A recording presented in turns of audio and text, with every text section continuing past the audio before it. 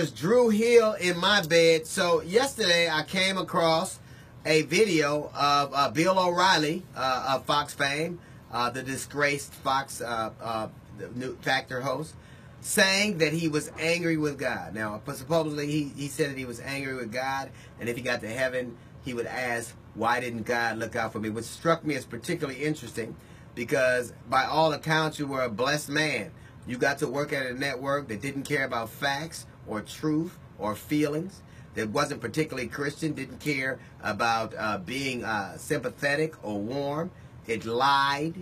It stoked racial fears, and you made a fortune off of it. You made a fortune off of it. And when that fortune is taken away because of your own misgivings, your own misdoings, you have the temerity to be angry at God.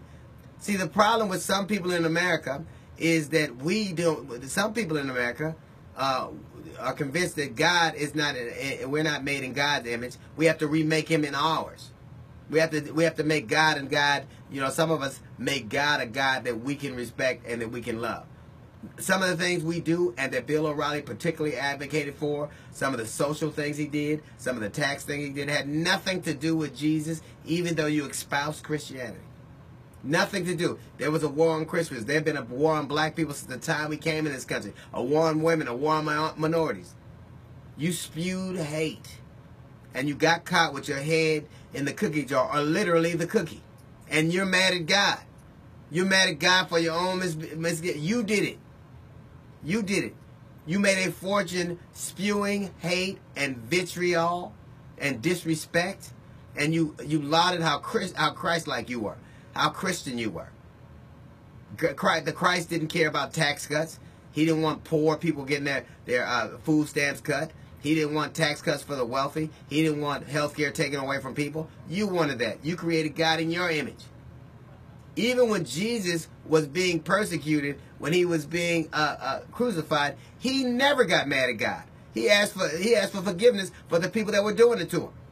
Job went through the trials of Job, went through boils, losing his family, famine, sickness. Never did he get mad at God.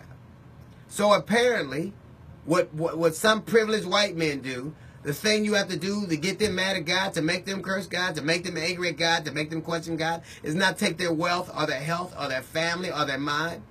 What you have to do to some people who are so privileged to make them shout or angry at God, to question God, and to ask why God did this to them, is not any of the things you would think were so detrimental. Not your family, not your health, not your wealth, not any of the trials of Job. What you do to privileged white guys to make them question what God is doing to them and to make them angry at God is make them accountable for their actions. You make them accountable for their actions. What you reap, you shall sow. But that makes you mad at God.